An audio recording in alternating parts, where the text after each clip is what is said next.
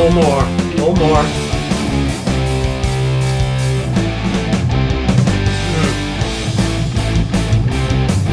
Love it. Welcome in to Says Who Sports, the podcast, episode 3. I'm your host, John Dauphin. Let's talk a better game. That electro-fueled piece of music, otherwise known as the Says Who Sports theme song, was written and recorded by the Hook and Ladder Band. Check out their music and learn more about them at hnlband.com, the official community of H&L Band. Please follow Says Who Sports on Apple, Spotify, Google, wherever you get your podcasts. Please like and subscribe and follow and subscribe to the Says Who Sports YouTube channel. It's all about those algorithms, always about the algorithms. Says Who Sports is about you. We are here for you. We are not here for media mess, sports media slop, that intentional do it for clicks, desperate for clicks thing, but also so much slop by default, which is perhaps even worse. Throw controversy or controversial in the headline and watch you scramble to it and choke down that pablum.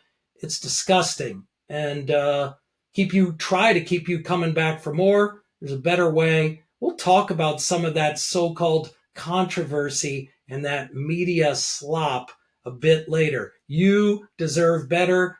We're thankful for you taking your time with us. The first 2 episodes of Says Who Sports have been well received. We're thankful for that.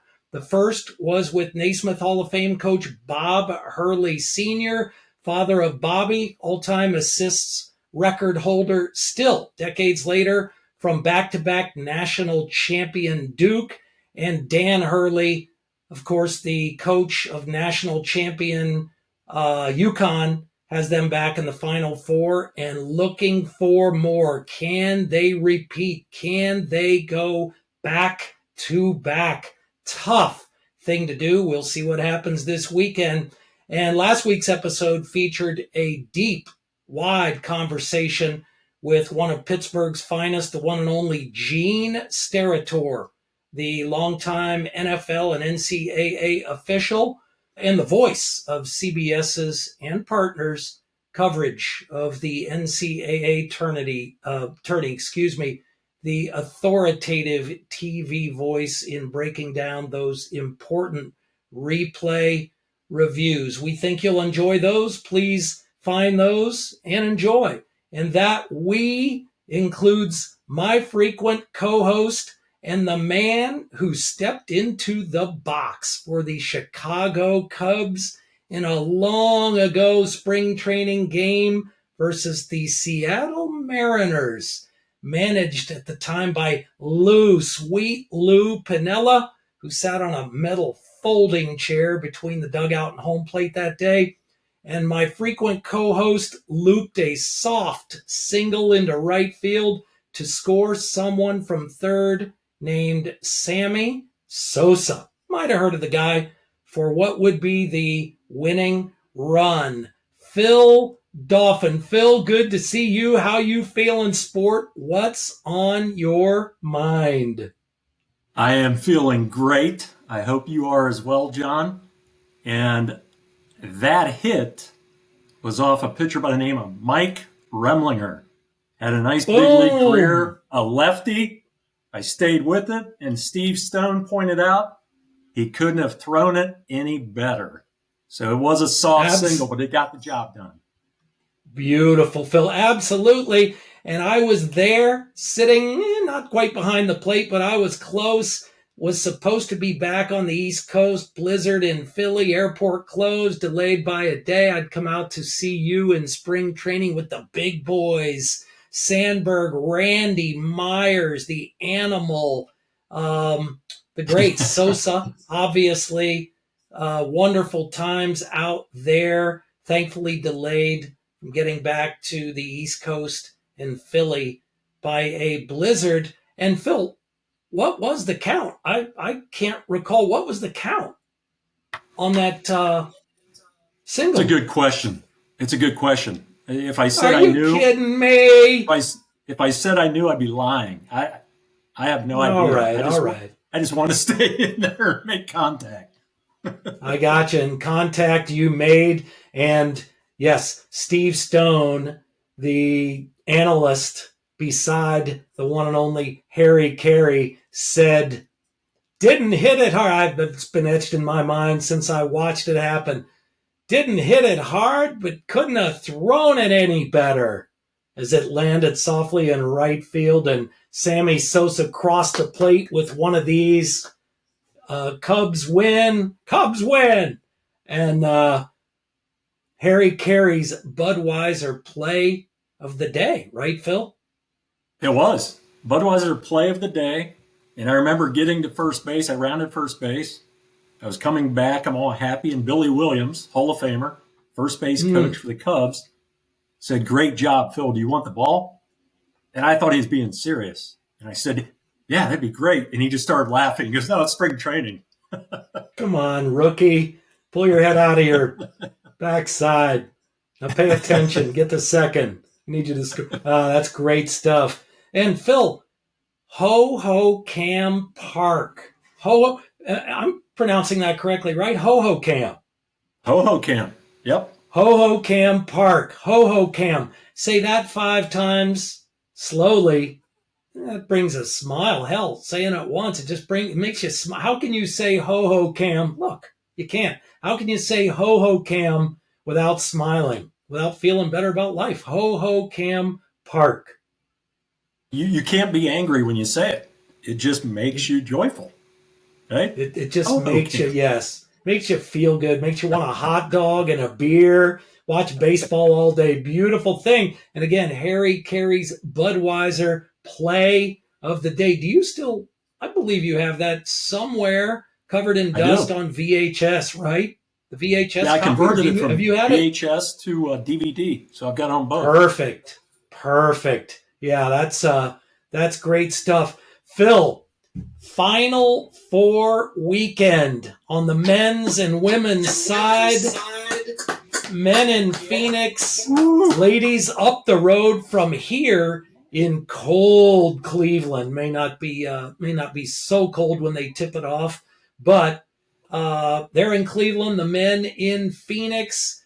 We will talk about all of that, especially thoughts on the ladies' side first. Get to that. So, in a nutshell, Phil, let's break down for everybody that hasn't heard yet. Just give a little taste of first the Coach Bob Hurley Sr. episode 1, the first, and then the one and only Gene Steratore afterward. What pops to mind from Coach Hurley Sr., the legend? There were so many golden nuggets from Coach Hurley. I think I mentioned to you, I could listen, and I have listened to him probably 30 times now. And each time I come away with a different thing that he mentioned. I mean, to pick one out, I can't do it. I was blown away by everything that he was talking about. And I was just amazed being able to listen to him and think about all of that knowledge, John, all of it that he shared with us. So gracious with his time, but absolutely fantastic. Was there one point or anything he mentioned which stood out most to you?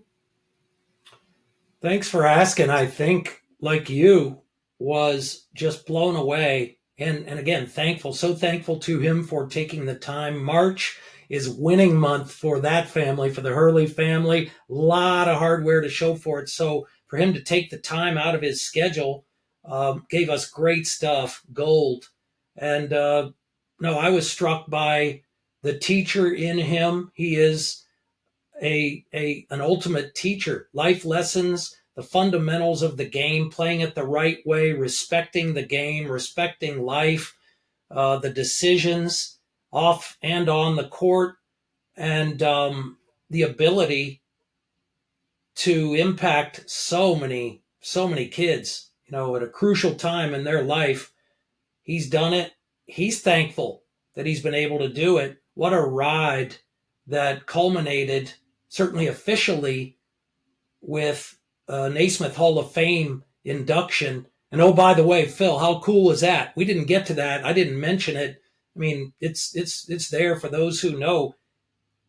Presented for induction that day by a man named Coach K. Yeah. Wow. Yeah, just wow. And then Gene Steratore, Phil. We're thinking about Super Bowl 52. He was the referee, the white hat, and the magical days, nights at Lambeau Field, hallowed ground, with his older brother, Tony, in the NFL. First time that's happened. I don't think it's happened since. First time it's ever happened in the NFL, brothers on the same officiating crew. Just golden stuff.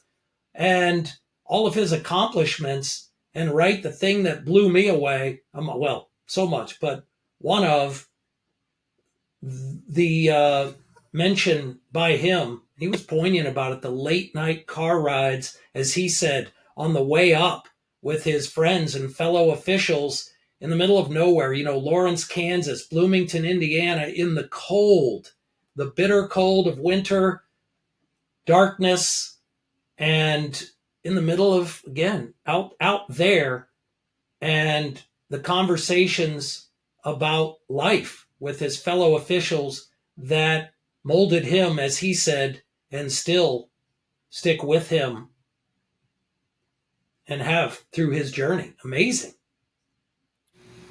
Yeah, it was so special to talk with him and to listen to, again, just all of the nuggets in his memories. And John, I thought it was great. Again, a part of a unbelievable conversation with him. But when he was talking about finding out that he was going to be NFL official, and he called his mom, and he delivered the news to her, and he said there was just silence for a second. And, Mom, did you hear? Well, how's that going to work out with your brother? Because the brother was the judge. Tony, right. It was great. Just great stuff. And again, so thankful for him spending the time that he did with us. It's fantastic. Absolutely, yes. Him taking the time to go wide and deep with us about the journey. And his mention of that, his detail about that experience, calling Mom with, hey, not only am I going to the NFL, but oh, by the way, they want Tony on my crew. And then Mom, reality check, saying, you know what, that's nice, but Tony's never been overruled. And Gene saying, talk about understanding where I was headed. Great stuff. Phil, the Final Four, the ladies, to get into that. Ladies first, the Iowa LSU Elite Eight matchup, right, was a TV ratings monster, as appropriate. Ooh. Numerous reasons. The incredible Kim Mulkey, incredible Angel Reese and crew. What a career she's had, Angel Reese, versus, all world, all the focus on Caitlin Clark, right? And the TV ratings reflected it. Monster ratings. Monster ratings. The most watched ever, right, John? Most watched ever? Yes. Believe that's right. Phil, I gotta be frank here. With Caitlin, stop the madness. Stop the projections. Stop the what about this, or will she be this, or what if she's not this, or she's not this now, or she should be this now, or she should be this later. Just stop it. Let her play. Stop projecting what might be or ought to be or won't be and why. I say just stay, Phil. Stay in the damned moment and savor what she's doing now. And for that matter, Angel Reese and the rest of these great players as well. Dawn Staley and the Cox, locked and loaded, and I mean that in a sports sense. Don't at me from a sports competition crushers. Take your soul from a competitive perspective, locked and loaded. So stop it if you have any thought of old guns and weapons. That's nonsense, just nonsense. But all of them, for all of the above reasons, let them play, enjoy what they bring to the game, to you, the viewer, or get out. Get out. What say you, Phil? You know what? You just said it best. Why not live in the moment, right? This rush to project how somebody that is absolutely phenomenal right now can play here, and here in the future, be at this level, be the greatest this game has ever seen. Just enjoy what we are watching right now and enjoy what we have watched because it's magical.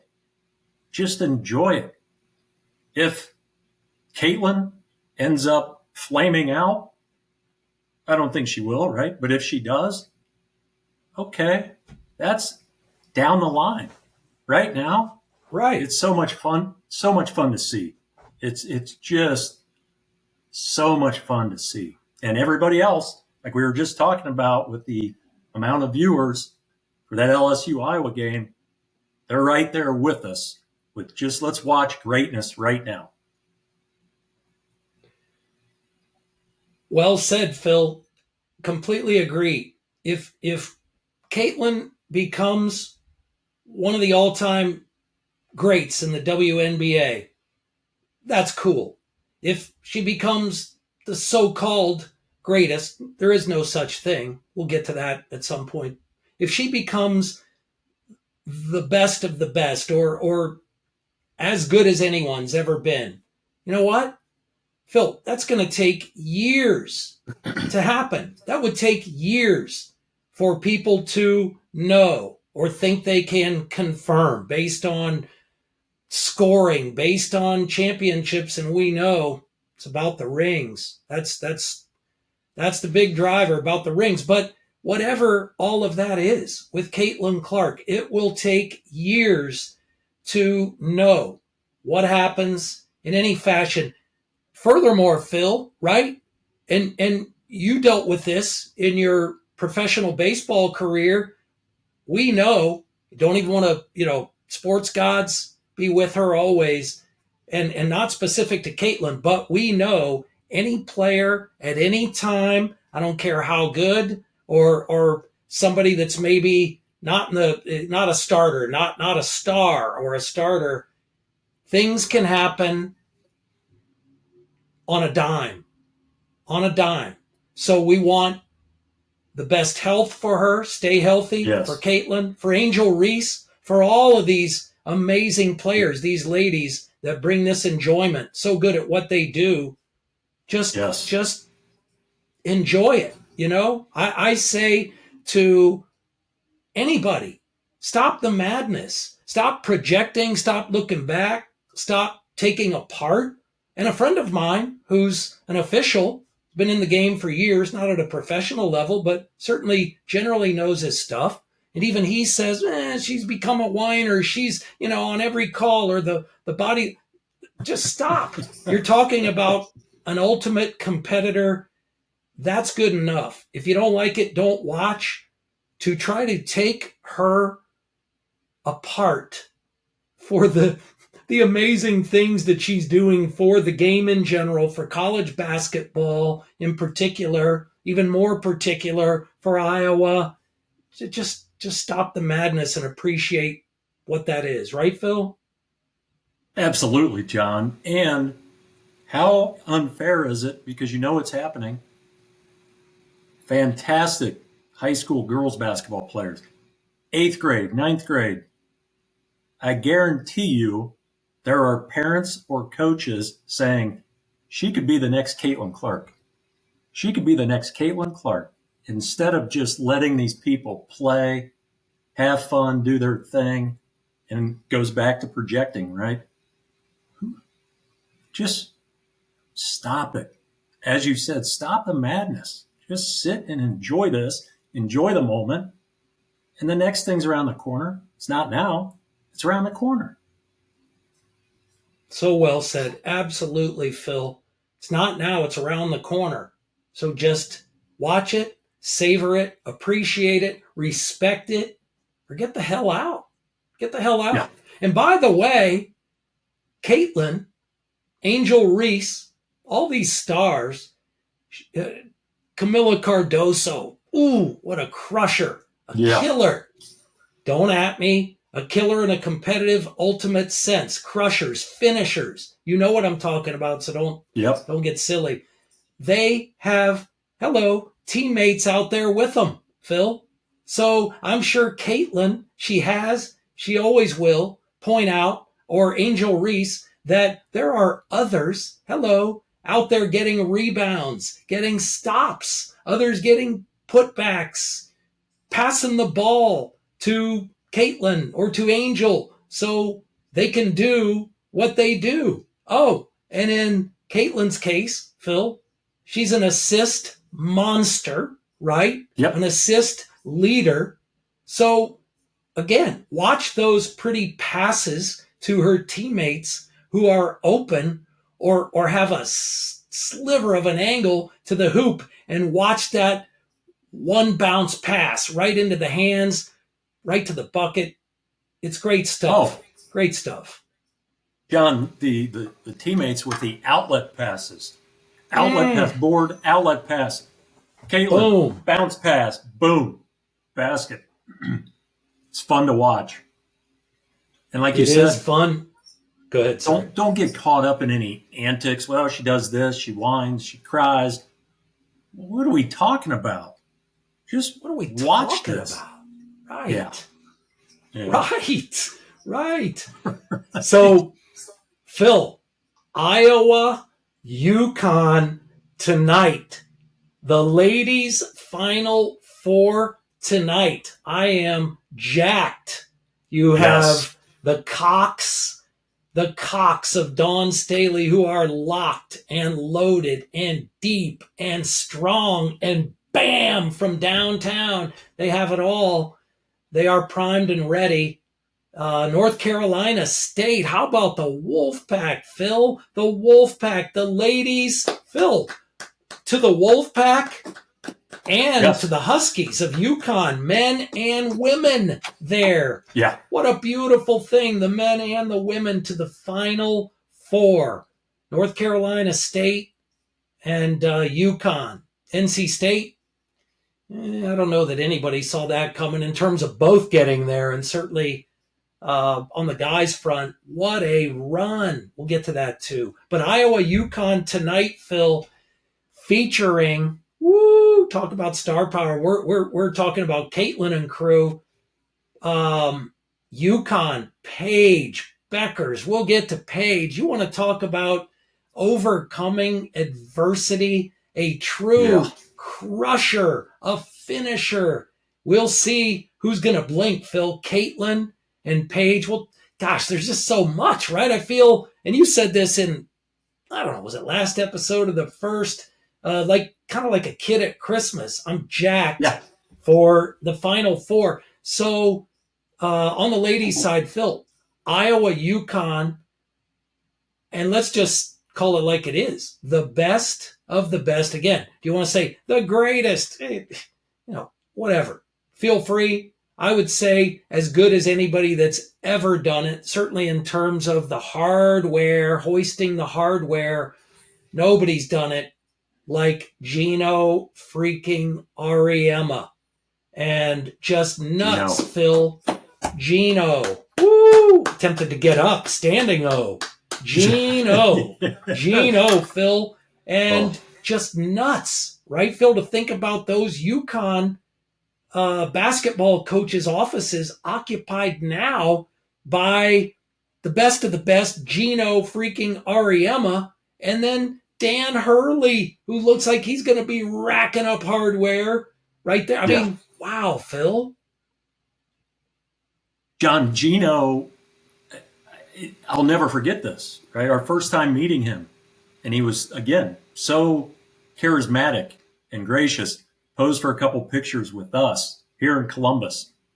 And then fast forward a year or two later, and we are at a UConn Huskies practice. And I think, right, John, it was me, you, maybe a couple of parents, and that was about it. And we're sitting courtside. And I think, if I remember correctly, that was a 3 or 3.5 hour practice. Yes, at least 3. Put the players through. And we were amazed just watching all of that and listening to his little advice and tidbits and information and directing the players and showing how to seal off another player when going for the rebound and the pick, just all of it. It was fantastic. And again, he came over afterwards and talked with us for 10 minutes. Just so much fun to see. Just so much fun. Amen. He was so gracious and gave us nuggets. I mean, golden nuggets. Some that couldn't be shared, some that we'll share now. All of it with the fullest respect for the game and his love for doing what he has done for decades. I recall being told, and I want to share some of this about our visit, as you mentioned, to private practice, UConn private practice, and what we got to see, a cold, raw, rainy, nasty weather day in Storrs, Connecticut. And you and I flew into Hartford. We had the door open for us when we got to Storrs, and boom, boom, we are sitting there as the girls, the team comes in, shooting jumpers, getting warmed up. Here comes the man. And then soon enough, they are doing what they do. It was work, baby. So it was cold and raw and nasty and raining outside in Storrs pre-Thanksgiving in 2018. 2018, yes. Phil. And it was hot in that gym, hot because of the working, baby. They were working. And as you pointed out a minute ago, it was so cool to see. Geno was going hard on defense. They went, like you said, easily at least a 3-hour practice, maybe 3.5. I think it was 3.5. Nonetheless, the first 2.5, right, Phil, were spent exclusively on defense. And Phil, remember Geno in so many words, maybe exact words, saying, we may lose, saying to the team, we may lose games this season. We're not going to lose games. It's unacceptable if we lose games because we don't know how to guard properly. Yes. Boom. Boom. Yes. You remember too, John, when he came, walked over to us after the practice, and one of the things he was lamenting was that these players that come from high school to a program like UConn's don't know how to play defense. It's all been about the scoring for them. And so with him teaching them, this is the way we play defense at UConn. This is what's going to win games for us. It's fantastic. Oh, absolutely. Yes. As he pointed out to us, right, Phil, all of these players, well, not just every player on the UConn roster who was we'll say 5-star-ish All-American, cream of the high school crop, scoring 25 or 30 a game, pulling down 15 bounds a game, etc. But they're loaded top to bottom with that. And as you pointed out, and he generally said, they all can score. It's about getting here and understanding that if you want to play, you got to defend. You got to be up there. You got to be working it. And the understanding from them, some a quicker understanding and some not as quick of what that means. And in particular, what that means to the killer, the crusher. Again, stop it. Any nonsense. When I say killer, when I say locked and loaded, we're talking about ultimate competition, ultimate competitors in sport that will crush you, the finishers. And Geno Auriemma is at the top of that list. So phenomenal to witness that club and that coach, Geno Auriemma, doing it for decades now, Phil. And I also remember somebody who knew sharing with us that when Geno arrived and took the gig at Stores and the program was, it was a shell of what it is now. In fact, he only ever had one. This is nuts. It just gets deep and nuts. Let's go 4 hours right now on Geno Auriemma. We're going 4 hours. We're going to take a break in a minute. We'll go deep into the night. We could. I'd love it. There's so much there. But I remember somebody telling us who was there, him taking a look around. Place was empty. Looks around Gamble Pavilion and pauses and says, "We're going to fill this place up one day." Boom, Phil. Boom. Fill it with, now, Phil, is there enough room in Gamble Pavilion for all the hardware? I don't know. John, remember when we were sitting there watching the practice? Remember us looking around? We were sitting on two of the chairs, but the chairs that they had been brought from their regional finals, their championship games. It had, I think one of them may have had Tropicana Dome on it. I forget the time, but remember just looking around and seeing these and how cool it was to be just sitting on these chairs. Yes. Amazing. Those chairs that have been brought from from New Orleans, the Final Four, right? A bunch of Final Four chairs, like you said, regional final sites. I mean, just, geez, you could feel it.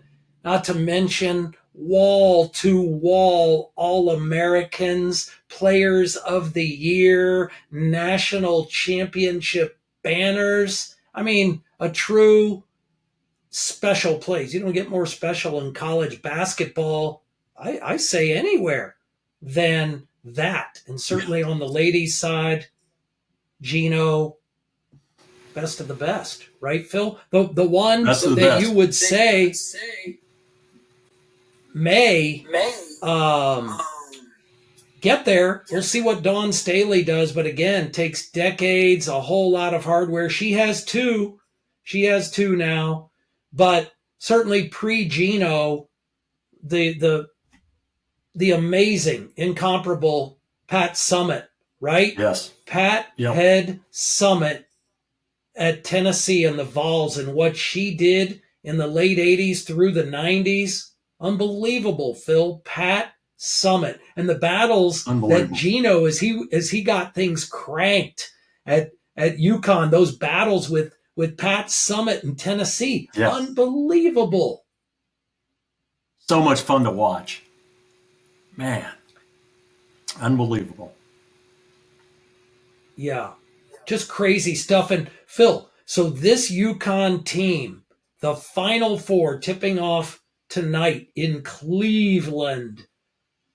Paige Bueckers. You got Caitlin on this side, Paige on this side. Will they guard each other? About the same size, forgive me. Got to be close. Paige, longer, we'll say, more length. Will they guard each other? What will that matchup be if they do? And again, back to earlier, there are other crusher players on the floor for both clubs. Yeah. Neither team, Phil, right? Neither team is deep. I mean, don't both of them go about 7 deep. I don't know if it's 8, 7, but either way, neither team, what you would say, real deep. So similar in that way. Caitlin and the bunch, and Paige Bueckers and her bunch. And what do we say, Phil? Again, talk about overcoming adversity. Paige freaking Bueckers. Talk about a player. 2 very tough years. Player of the year a couple years ago. Then last year, out for the season. The year prior, out for the season. So 3 years ago, player of the year. 2 straight years out for the season. Crusher. Absolute crusher. For so many reasons. Will she be back? Well, I don't know. 2 lost seasons, and okay, she bounced back once. Can she come back again? Man, is it special to see Paige Bueckers, right, Phil, back and jamming, just jamming, leading that club, just a crunch time killer. And I'm sure, though, tough to go through. So tough, of course. She would say she took the best lessons from it, right, Phil? That experience, and came back stronger and better for it.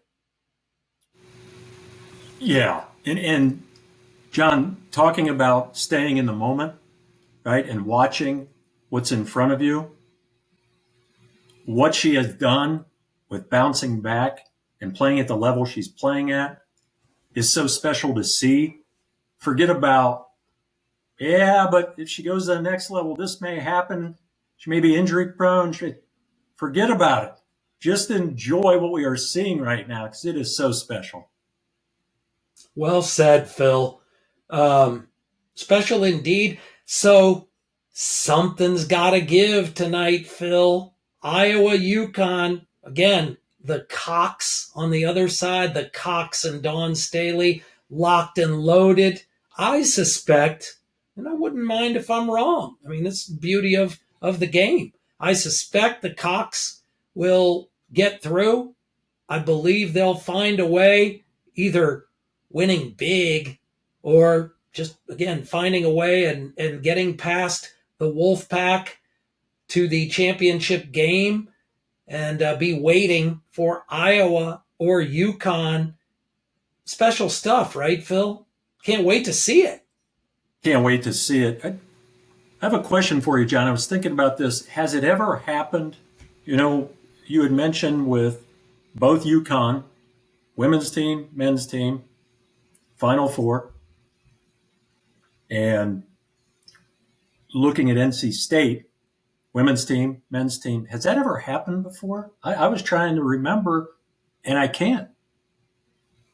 The men and the ladies being at the Final Four? Yeah. I have to believe, and maybe I'm wrong, I have to believe it's UConn. I have to believe they've done it. All the years Geno has been there, and UConn, the guys have won, how many now? 5 national championships? I don't know how many win this one, times. 6. Okay, right. I don't know how. Great question. I don't know. I don't know how many times they have been to the Final Four total, the 5 bringing home and hoisting the hardware. Other times that they got there and didn't get it done, it doesn't pop to mind right now. I'd love to know. On that note, if you have a thought, a comment, the answer, feel free, always email us at sayswhosports@yahoo.com. sayswhosports@yahoo.com. We welcome it, like the email we received last week from Carl in Kokomo, right, Phil? Carl Yes. in Kokomo, Indiana, checking in, had us dialed in, and was compelled to send an email and say, hey, in that first episode, we're talking about the Big Ten's futility, Purdue on the men's side there now, but the Big Ten's futility, it's been since 2000 since they won the college basketball on the men's side national championship hardware. Well, maybe on the ladies' side too. We may get to that. So much stuff here. Been long dry spell for the Big Ten on the men's side, national championship hardware.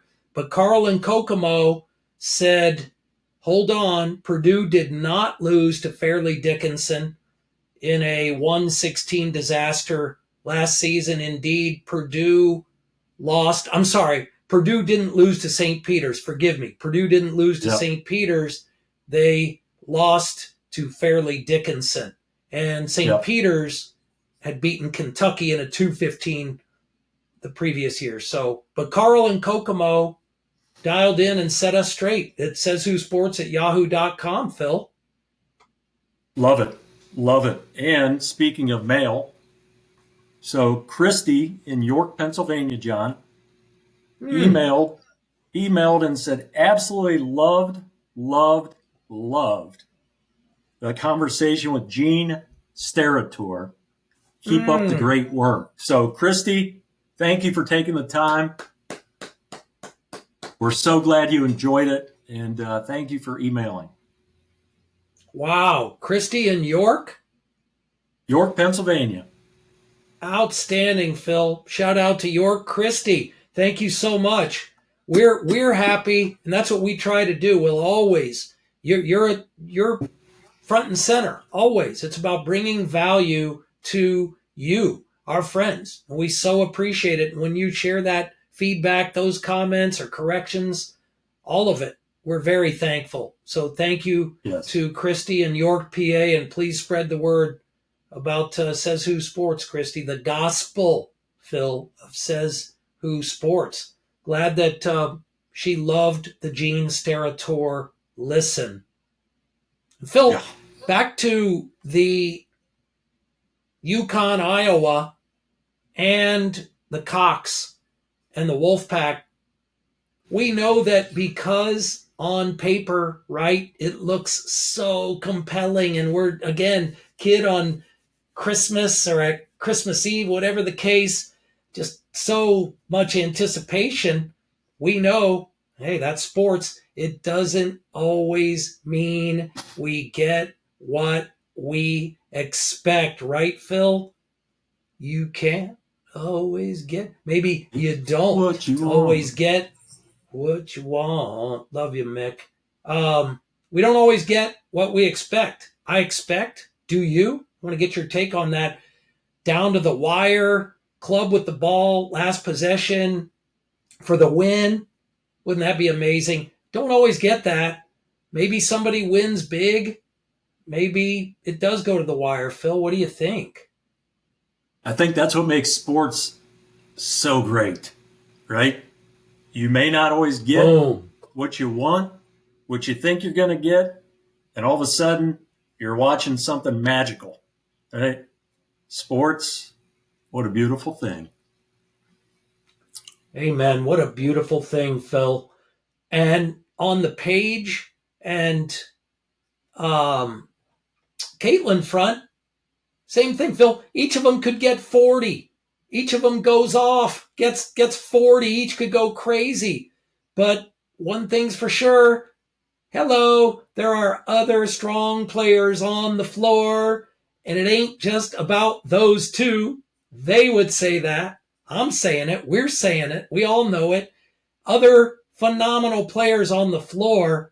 And who, Phil, will Caitlin and Paige step up? Will they step up? But if they do, or if they don't, if one doesn't, who knows? Foul trouble? We don't know. An off shooting night, who knows what we're going to see? But if they're at their best, it's still, right, Phil? It's going to take the other great players on the floor, making shots, key rebounds, passing the ball to a player in a better position, great defense, Phil, defense, boxing out, cleaning the glass, Phil. John, a player other than Caitlin Clark hits a deep three to send them to the title game, right? Somebody else steps up. That's why it's just great to see. And I hope both Paige and Caitlin, as you said, I hope they both go for 45, 48 points.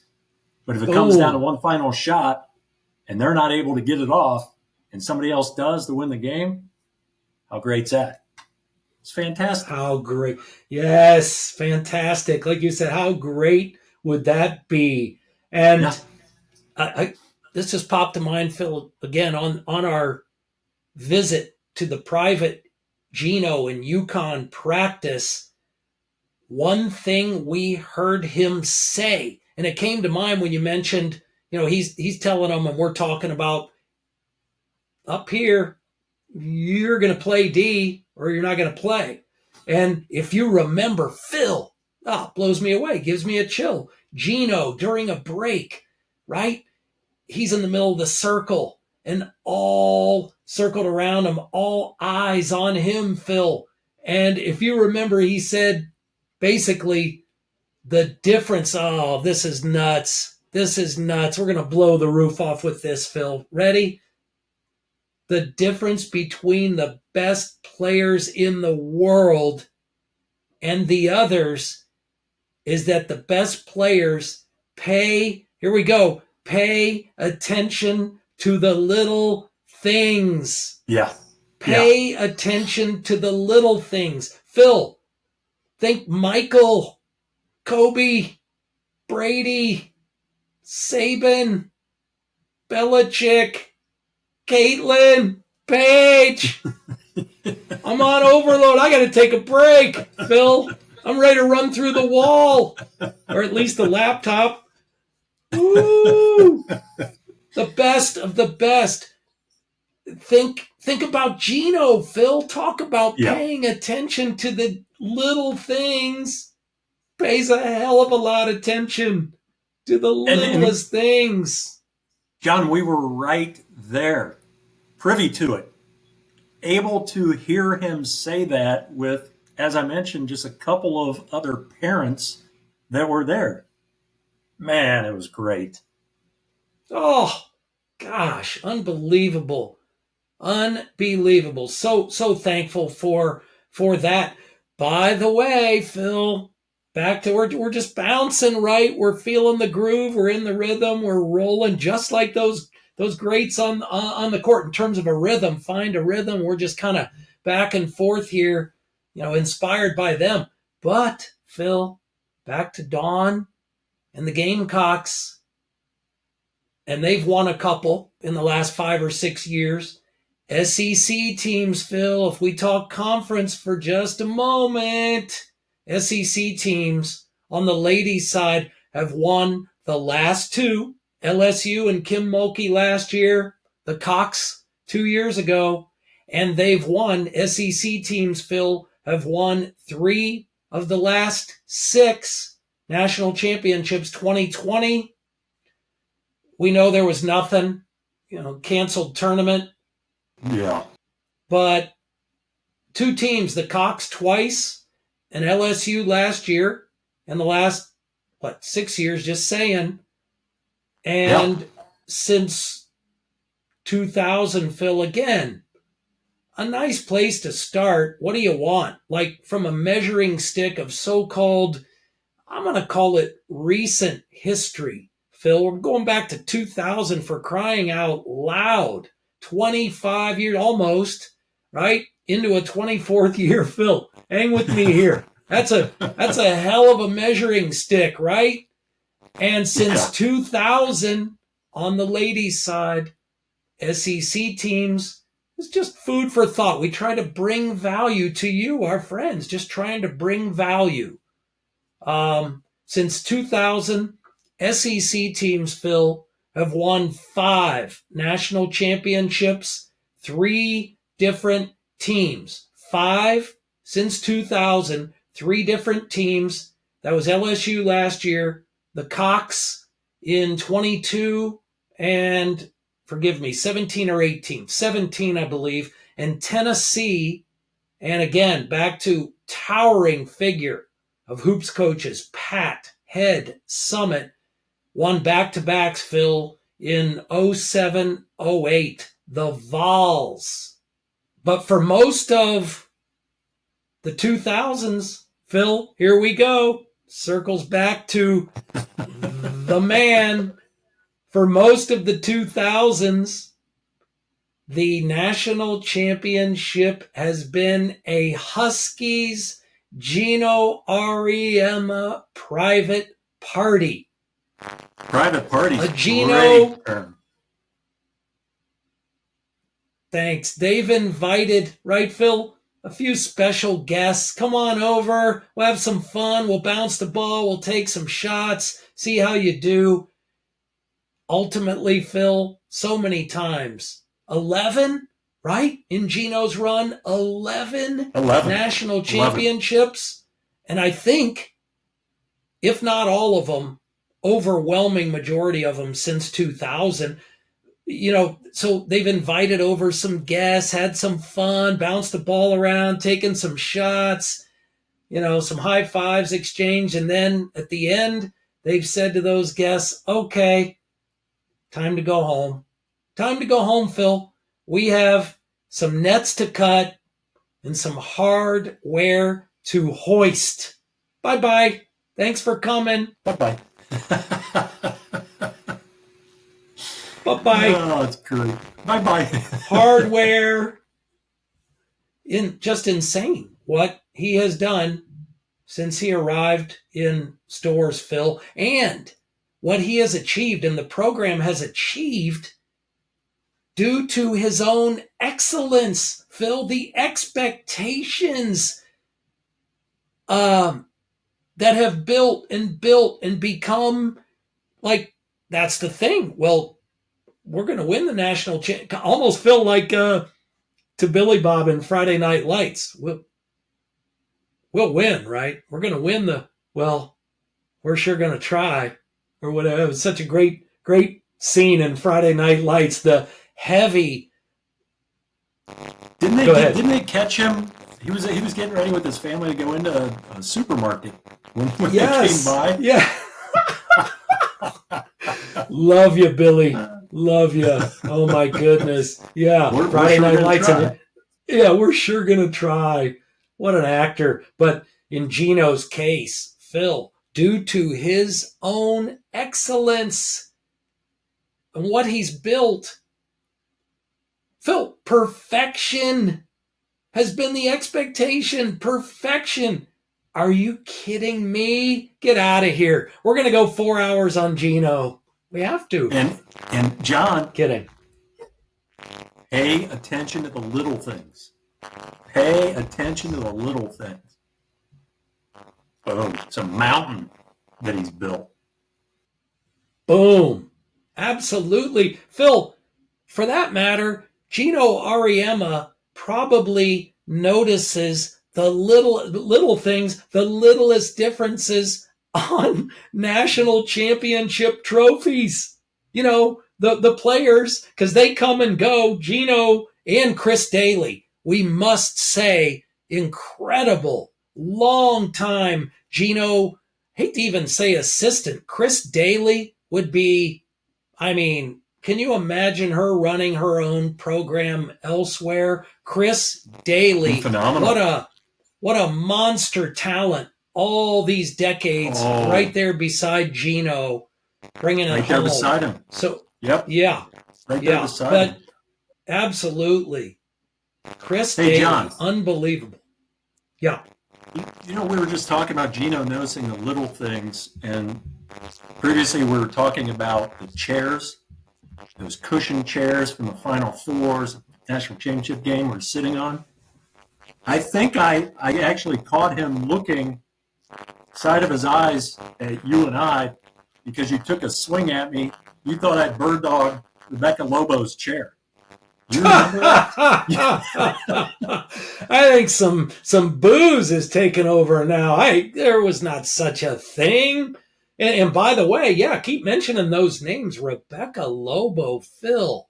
Yeah. My goodness. To listen to Rebecca Lobo and Ryan Ruocco call a game. She as the analyst and Ryan on play-by-play. Phil, phenomenal duo. Phenomenal duo. I can't say that far from say that about most crews covering tourney action. Solid, yes. some really good, yes, but I believe Ryan and Rebecca Lobo are at a superior level. And Phil, remember this? Before Ryan took the play-by-play and joined Rebecca, it was, to me, one of the all-time best announcing crews. The three of them were Kara Lawson, Yes. freaking Lawson, now the coach at Yeah. Duke. Kara Lawson, who, again, speaking of Pat Summitt, the Vols, Kara Lawson, Adam Amin on the play-by-play. Amazing talent, especially on those ladies tournament games. And The Rock bringing it strong always, just like she did on the floor in that stellar career for Geno in stores. Rebecca the Legend Lobo, Phil. Yep. Wow. Yep. We could go on forever. We could go on forever. But all of this is happening in a matter of hours. All of this, the Final Four on the ladies' side, tips off tonight. And we will see what happens. Can't wait. The men are out in Phoenix, Phil. Let's talk about the men's side. Phoenix, those aforementioned UConn Huskies are there. Dan Hurley, the word I would use to describe that club, relentless, Phil, relentless. And then you might say nasty, Phil. They're back, hungry for more. Will they get it, Phil? Will Dan and the Huskies go back to back in Phoenix? I would love Hard as hell to do. Would love to see it. Relentless, nasty, steamrollers. Absolute steamrollers. Great term, great description. Woo, steamrollers. And they're going to get you. They're going to get you. Again, Phil, things happen, right? Who knows? That's like you said earlier so well. That's why we love sports. You just don't know. You can think you know on paper. You have the facts. You have the this and that. They tip it off. You find out. Donovan Clingan, as far as the Huskies go, Phil, if he happened to get a couple of quick whistles, cheap fouls, and I don't mean cheap on his behalf. I mean an official. We need to ask Gene Steratore about this, but an official with his head somewhere for a split second, thinking he sees something he doesn't. You get a couple quick whistles on big destroyer Donovan Clingan. That could change things because when he's out, certainly, but deep and nasty club, Phil. Oh, yeah. Deep and nasty. And they have Bama, the Crimson Tide, first Final Four ever. First Final Four ever, Phil, for the Crimson Tide. It's been all about football, deservedly so. Saban era done, and Bama to the four. Who do they get? The nasty Huskies, Phil. And Mark Sears, scoring machine for Bama. What a player. Loves the game. Just you can feel his intensity too. I say you can feel it, right, Phil? Yeah, so much fun to watch. So much fun to watch. Yeah. Yeah. And a quick side note story on Mark Sears, a transfer from, as we know, Ohio University, the Bobcats in Athens, Ohio. A couple of years ago, well, it would have been 2021 during COVID times, and Kim, my wife, and I were staying at the Fairfield Inn. She had some meetings down there.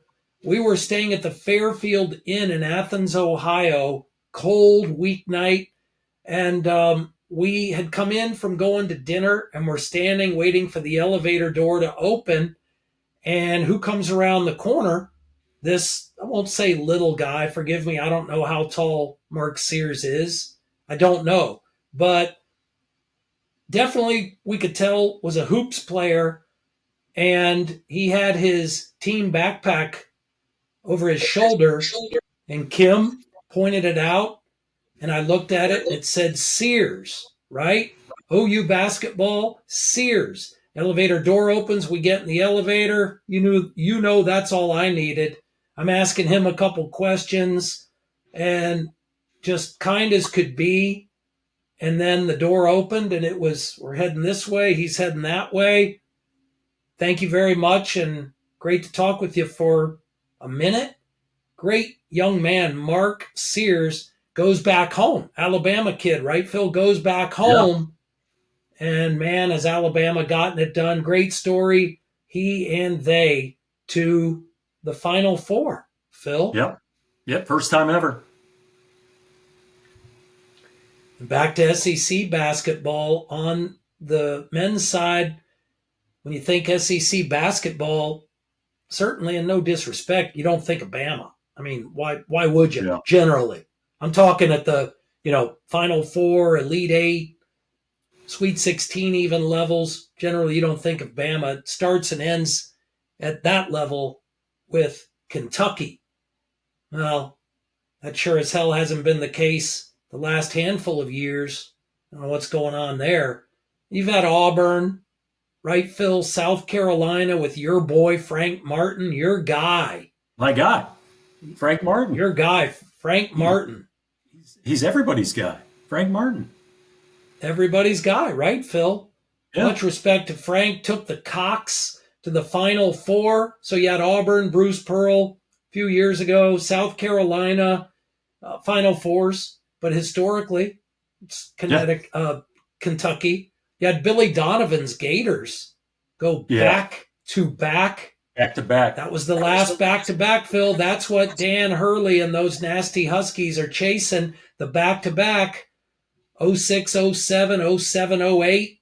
Was it 6 and 7 or 7 and 8, Phil? Can't recall. It was 6 and 7, I think. I think you're right.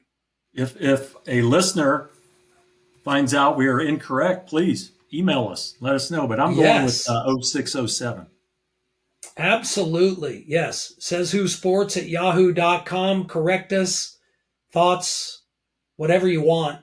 I think you're absolutely right. 06, 07. I'm going with that also. But so the SEC, again, we talked about this previously, that football national championship dominance, 5 or 6 clubs winning national championships, multiple teams winning it twice. And again, I'm going to go back to 2000. I'm going to be kind. I'm going to go that far back for the sake of all conferences, the main players, the big conferences. And we'll call that recent history. But the last 15 years in hoops, Phil, the SEC has, we'll say since 2000. I'm sorry. The SEC football dominance, the last, not even a couple decades, 15 years maybe, all of that. But the SEC in hoops has 3 national championships since the last time a Big Ten team won it. Sparty with Izzo in 2000. SEC teams since then have claimed 3, Phil. Big 12 has 3. ACC, the Kings, right? 7 or 8. I don't know. Again, says Who Sports at yahoo.com if you know. 7 or 8. At least 7 since 2000. Big East, Nova, Jay Wright, a couple within a few years. Yeah. So can Phil, men's Final Four, we know they can. Will Purdue, Big Zach Edey, will they bring home the hardware, Phil? What say you? Yeah. I would like for them to bring it home. We talked about it. I mean, we want a Big Ten team to bring it home. I think he's going to have a couple more, right? 2 more of games that he has had throughout this tournament. So we'll see, right? That's what makes sports great. We'll see. We'll see what happens. Yeah, great perspective. You're absolutely right. It will take every bit of 2 more monster games from Zach Edey. Yeah. Does he have to score 40? I don't know. I don't know if you're talking about UConn I know. being nasty. I don't know. We'll see. But outstanding props, of course, to the Boilers. Carl and Kokomo's loving it. He's loving life. Big weekend for Carl and Kokomo. We see you, Carl. We see you. We see your Boilers. We see big Zach Edey. By the way, Phil, I was thinking, I don't recall that I've seen this anywhere else. And if it's been out there, and if you've heard it, and it's been out there a lot, then I'm embarrassed and I apologize. I'm not embarrassed. And really, I don't apologize. It's just like, But I was thinking of this as I was watching Zach on Sunday. Remember Hack-a-Shack? This is Hack-a-Zack. Hack-a-Zack, right? I've not heard it. Hack-a-Zack. Yeah, I know. I like it. Profound. It's not deep. John. No, Hack-a-Zack. I've not heard it. I don't know. I haven't either. Right? Let's put that on a T-shirt. Hack-a-Zack. And have you seen image of his arms during those games? Just scratches. Right. Hack-a-Zack and the big man. Go ahead, Phil. Well, I was just going to say, and I may be on the verge of losing connectivity here. Having some problems with the laptop battery. So if something does happen, I want to give the viewers a backstory of what's going on here. So it can't happen, Phil. No. I'll keep an eye on it. You finish. The battery saver is on. Okay, we're good. You're good. You can go another 3 hours. But thanks for the heads up. If Phil ducks out and it gets dark, I'll carry you to the finish line. We will do this. We will bring home the hardware. But we'll see, Phil. Big Zach Edey. And if I'm correct, first guy since Oscar Robertson, 1970. Yes. Blows my mind that the national scoring leader gets to the Final Four. Crazy. Yeah, I saw that earlier this week, and it is crazy. It's one of those things I obviously didn't know, but also wouldn't have thought to research it. So Same here. Kudos to him. Kudos to the Boilers. Now just bring it home, right? Bring it home. Absolutely, Phil. That's all we have suggested. It's all we've asked when we talk about Big Ten. No problems with the conference. They're always there in some respects. So many Final Fours. It seems there's always somebody there. And got to bring it home. Bring home the hardware. That's all we've suggested. Yes. And it's not been done since 2000. They've been there so many times. Can Purdue, can the Boilers ride the big man, Zach Edey? Also, Braden Smith, what a guard, Phil. Shoot it. What a scrapper. What a competitor. Yep. Good club. We will see what happens there.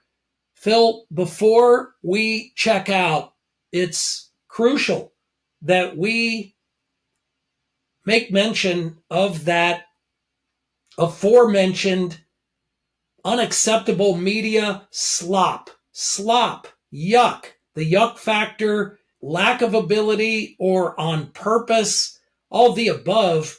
It's just unacceptable. Pablum, as I say, pablum, Phil. And specifically, perhaps you heard a writer from the LA Times last week writes a piece. And I have to say, no, I'm not going to say his name. Everybody know. If you don't know, look it up. Yeah, I'm going to say his name, Ben Bolch. Ben Bolch. B-O-L-C-H. Ben Bolch. Ben, you got to do better. LA Times, you got to do better. Editing, writing, it's got to be better product. Awful. And Phil, if you didn't see it, didn't hear about it, Kim Mulkey was disgusted with it, but Ben Bolch, LA Times, slopped together a so-called piece, Phil. Subpar product. Ben Bolch was the writer, but it's not just on him.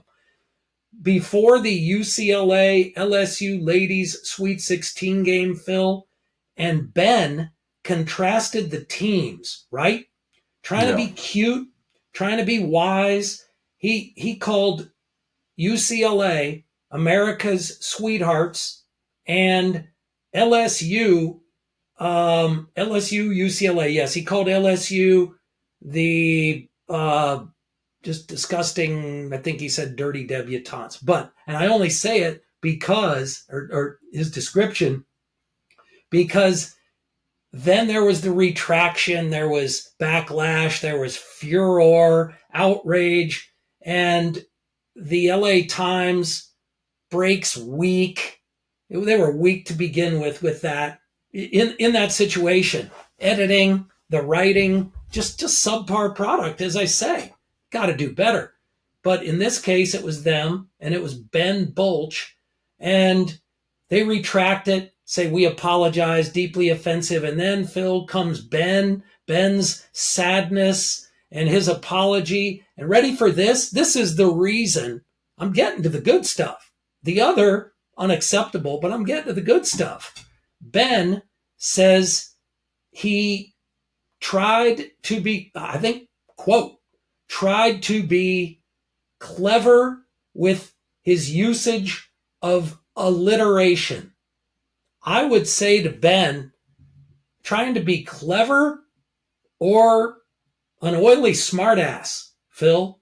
Is it clever or an oily smartass? I don't know. I'm just asking based on that and so-called his blockheaded, anybody in that case, based on the product. It's not just about Ben, but in this case, it happened to be Ben, his attempted usage of alliteration, double D, duh, in his two words, and he failed miserably, Phil. He said he failed miserably. That's Ben's words, failed miserably. Sorry for his deeply offensive attempt at alliteration. And Kim Mulkey, as we know, Kim's not going to sugarcoat anything. She said, just disgusting. And basically she meant garbage. Hello, got to do better, like garbage product, let alone the description. I understand, firstly, why she found it pathetic. And secondly, this is what I mean. It's what we mean when we talk of sports media mess and slop. It's a mess. It's slop.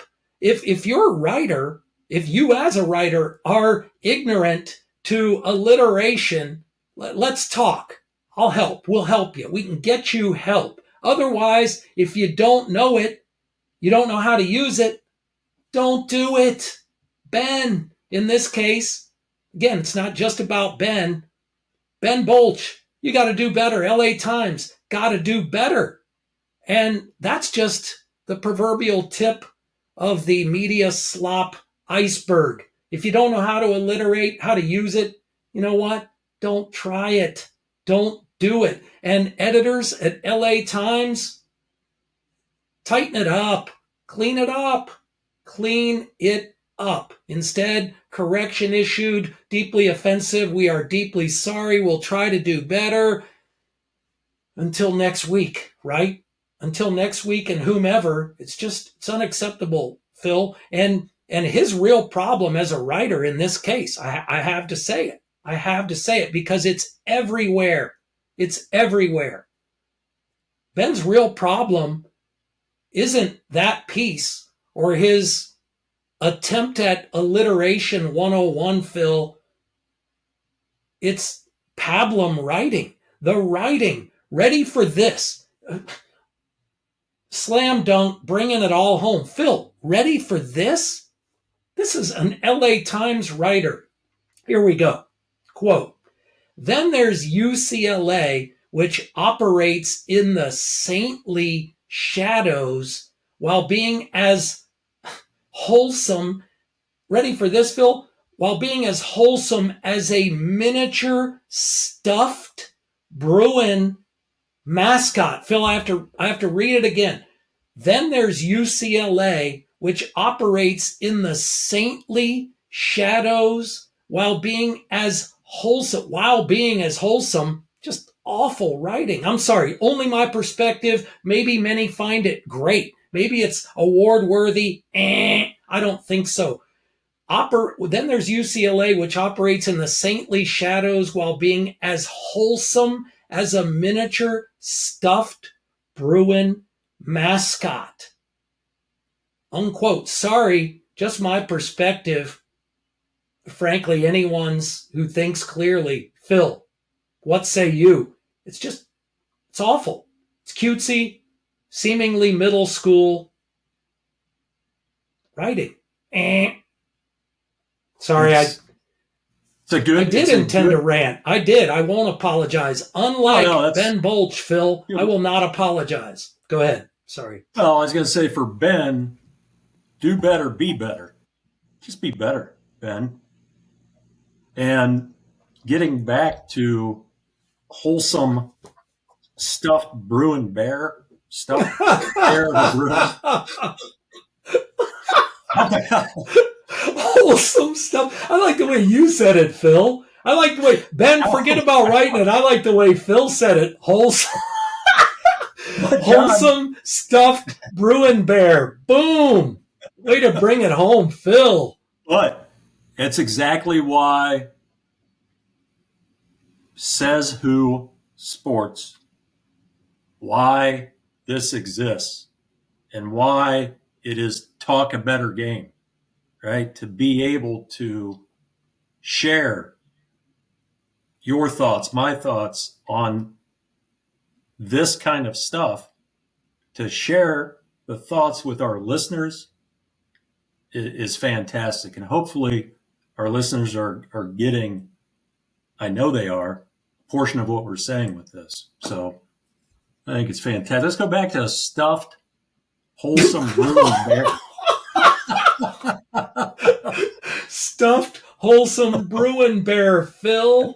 I'm sorry, we got to read it one more time because friends, this is what you do not deserve. Don't click. I mean, I get it. You click, who knows until you read it. And then you get to this. It's not just slop. It's bad writing. It's not just cutesy, smartassery kind of whatever. And I'm not saying that was his intention. I'm not saying that LA Times. I'm not saying that Ben. All the above, all the disclaimers, all the asterisks. But what's on paper, here we go, Phil. Then there's UCLA, which operates in the saintly shadows. Phil, what in hell is operating in the saintly shadows? What in hell, Ben? While being, as Phil said, here we go. Sorry, Phil, I have to bring it home. While being as wholesome. I mean, come on, man. As a miniature stuffed Bruin mascot.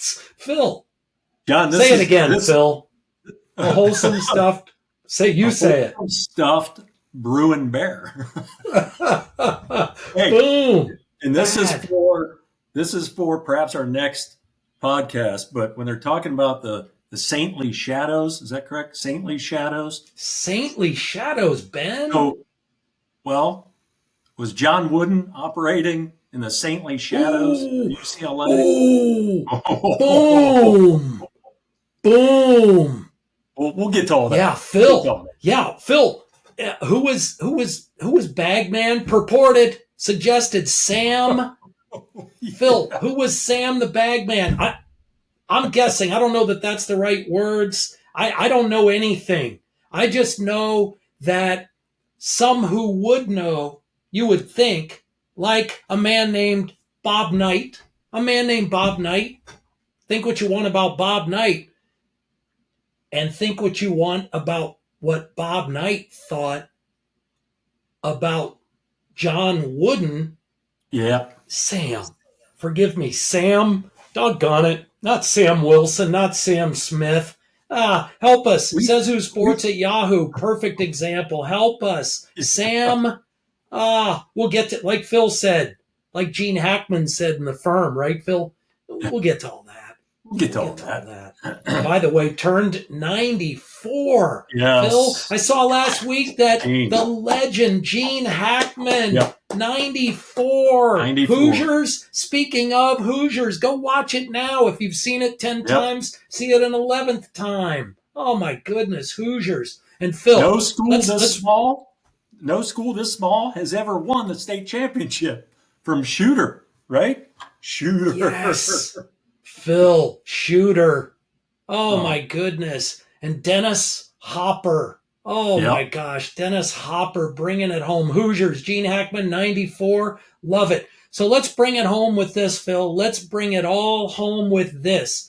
And we have to hammer one more time, one example on the media slop. Okay? Wipe out stuff Bruin Bear, like Phil said. Wipe out LA Times, doing better. Anybody. I mean, happened to be them, happened to be Ben Bolch. Ben Bolch. Okay. Erase that. Awful. But, Phil, headlines about controversy, so-called controversy, the word controversy or controversial. Here you go, Phil. Zach Edey, saw it multiple times after Sunday's game. Zach Edey, ready for this, Phil? Zach Edey calls out Rick Barnes. Zach Edey calls out Rick Barnes for what? For overlooking him, according to whomever. Zach essentially said, Rick didn't go with them. Yeah, overlooked him, whatever. And he named some others that overlooked him. Hello, that statement by Big Man Zach Edey was immediately followed. Phil, you know it. I know it. We all know it. It has to be said. Anybody worth, I almost said worth a piss. I'm not going to say it. Not here. Worth their salt. No, we'll try to wipe, I don't know, leave it in. I don't know. But anybody worth a dime on the journalistic front, stop the madness. The clicks, the pablum. They're feeding you garbage, friends. Zach Edey, Phil, calls out. That's the words. Calls out Rick Barnes for overlooking him. Calls him out. First of all, while you try to describe what or define what calls out means, I'll wait. You think I'll wait. Okay. Anyway, while you're thinking, no mention of the very next quote from Zach Edey about Rick Barnes, Phil. Says Rick Barnes, is a hell of a coach. Rick Barnes is a hell of a coach. He is. That's what Zach Edey said. Did that make a headline? Was that talked about? No. Awful. Stop the madness, Phil. Stop the slop. Just stop it. Yep. Just stop it. Just stop the slop. Stop the slop. Talk a better game. Phil, we've brought it home. Ladies Final Four, the greats. Who knows what's going to happen when they tip it off tonight? The guys' side in Phoenix, who knows? Does UConn and the Huskies and Hurley repeat? Wow. Who knows what awaits, right? But that's the show for episode 3. What do they say? It's a wrap. Thanks so much. To you, again, it's all about you. Always try to bring you value. Thank you so much for taking the time to join us. Says Who Sports will always be here for you. Until next time, more important than ever. You, Phil, something? No. I was just saying exactly what you were saying. Always for them, for the listeners. For them, for you always. So, from us to you, until next time, stay well and talk a better game. Talk a better game. Thanks, friends. We'll see you soon.